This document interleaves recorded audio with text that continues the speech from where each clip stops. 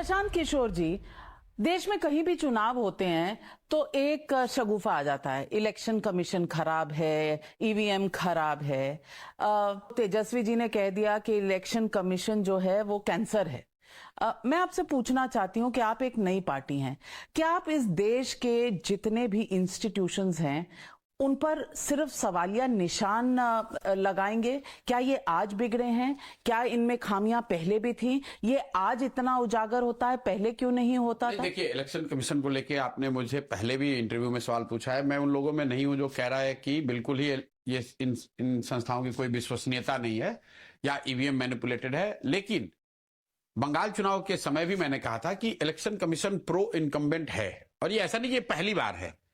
पहले भी जो लोग सरकार में रहे हैं उनको उनका फायदा मिलता ही है, लेकिन अभी ये थोड़ा ज्यादा ही दिखता है कि भाई सामने से, जैसे मैं आपको उपचुनाव की आपने बात करी ना, उस समय इलेक्शन कमीशन ने अभी एक बिहार के नजरिए से एक निर्णय निकाला कि छठ पर्व को देखते हुए यूपी में चुनाव बढ़ा दिए गए, उपचुनाव के। भाई छठ होता है बिहार में, आप हम लोग का चुनाव करा रहे हो छठ के 5 दिन के बाद, और यूपी में आप कह रहे हो कि छठ फेस्टिवल को देखते हुए 10 दिन और बढ़ा दिया जाए। क्यों? क्योंकि उस समय लोकसभा के चुनाव के बाद यूपी में झटका लगा था और उनको ज्यादा दिन प्रचार के लिए चाहिए थे वहां। ऐसी बातें होती हैं तो निश्चित तौर पर ऐसा लोगों को लगता है कि ये प्रो इनकम्बेंट हैं और इसमें कहीं कोई दो मत नहीं है। दूसरी बात ईवीएम को लेकर है, मुझे लग रहा है कि वो एक बहस बेमानी है। अगर तो ईवीएम ठीक नहीं है तो विपक्षी दलों को, सबको, हम लोगों को कह देना चाहिए कि भाई जब तक नहीं हटाओगे तब तक चुनाव लड़ेंगे ही नहीं। ये नहीं कह सकते हैं कि जब जीत गए तो कह दिए ठीक है और जब हार गए तो कह रहे ईवीएम खराब है। यार एक पोजीशन कोई ले लो, कैंसर है कि नहीं?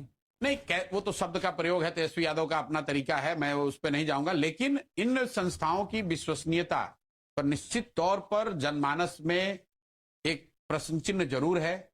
इन संस्थाओं की विश्वसनीयता के, इनकी कार्यशैली को लेकर ये तो सब जानते हैं कि भाई चुनाव का जो शेड्यूल है वो वैसे ही बनता है जैसे भाजपा चाहेगी। हम लोगों ने बंगाल में पहले कांग्रेस के हिसाब से पहले भी होता होगा, मैं पहले के जानता नहीं हूं, लेकिन इतना तो मैं कह ही सकता हूं कि अभी जो बन रहा है वो तो जो सरकार चाहेगी वैसे ही शेड्यूल बनेगा।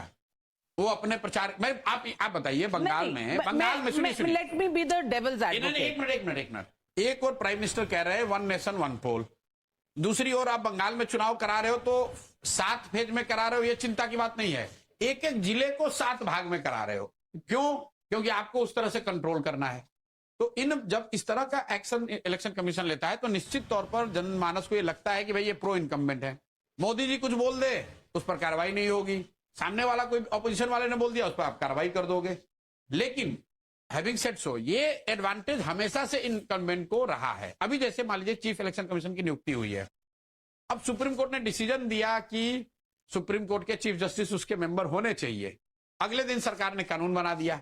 तो अगर चीफ इलेक्शन कमीशन को चुनने वाले में एक मोदी जी हैं और एक अमित शाह हैं, तो तीसरा व्यक्ति नविका कुमार हो चाहे राहुल गांधी हो, क्या फर्क पड़ेगा? तो वही तय होगा। राहुल गांधी और मेरा नाम एक साथ मत लीजिए, मैं बॉयकॉटेड हूं। नहीं, मैं ये कह रहा हूं कि जो 3 में जब आप अमित शाह और मोदी जी एक साथ हैं तो 2-1 में तो हमेशा वही होगा जो उनके मर्जी का है।